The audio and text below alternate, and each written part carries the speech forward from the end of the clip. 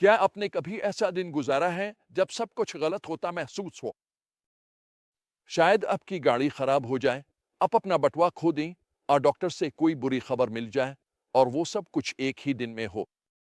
तो दोस्तों, तैयार हो जाएं, क्योंकि हम एक ऐसी कहानी में दाखिल होने वाले हैं जो बुरे दिनों को एक नई सतह पर ले जाती है।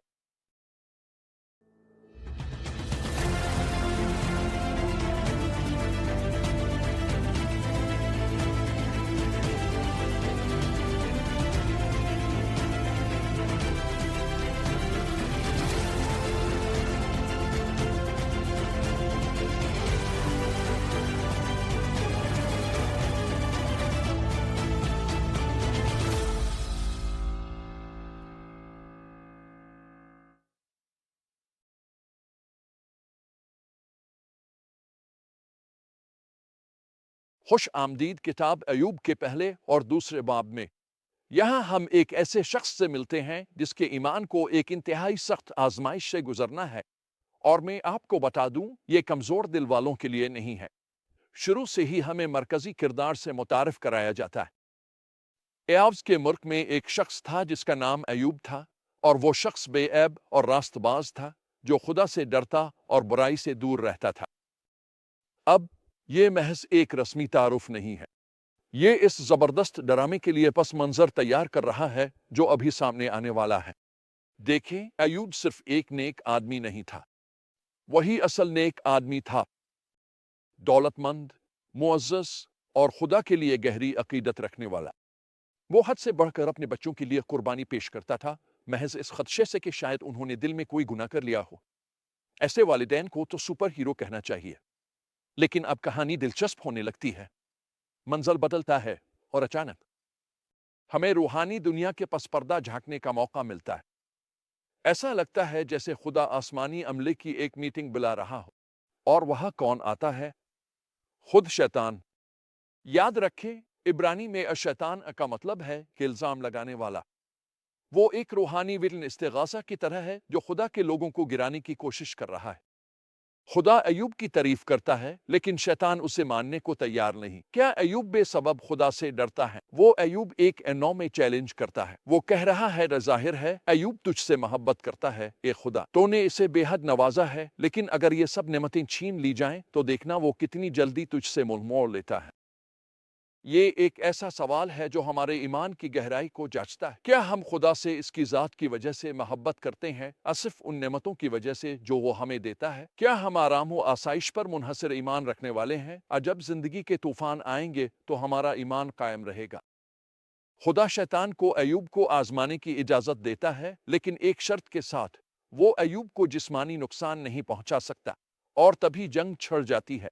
मुसलसल आने वाली आफतों के सिलसिले में अयूब सब कुछ खो देता है।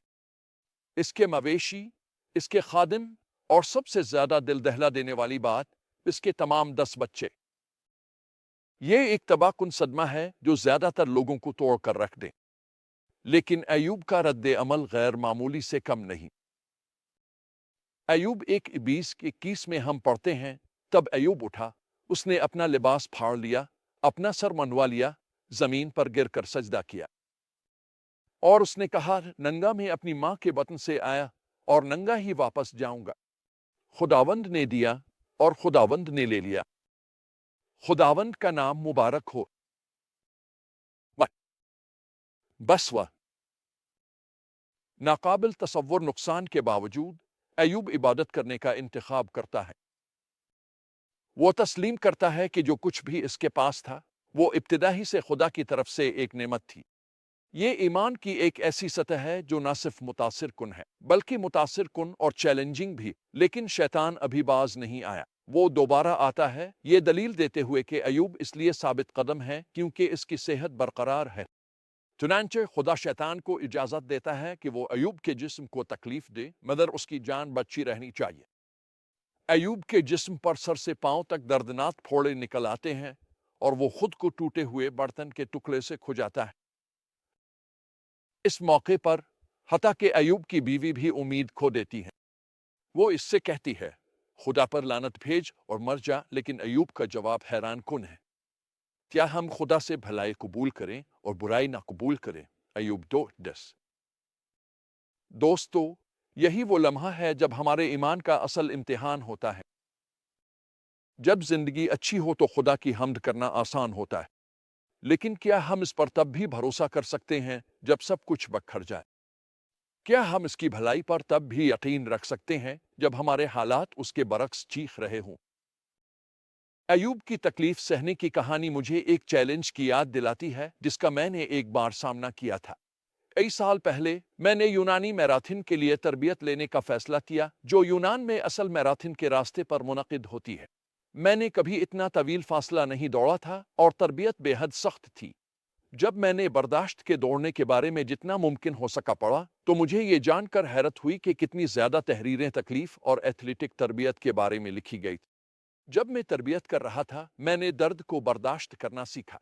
ये सीखा कि कैसे आगे बढ़ना है जब मेरे जिस्म का हर अज़ला रुकने के लिए चीख रहा हो। और दौड़ के दिन मैंने यूनानी पहाड़ों को उबूर किया।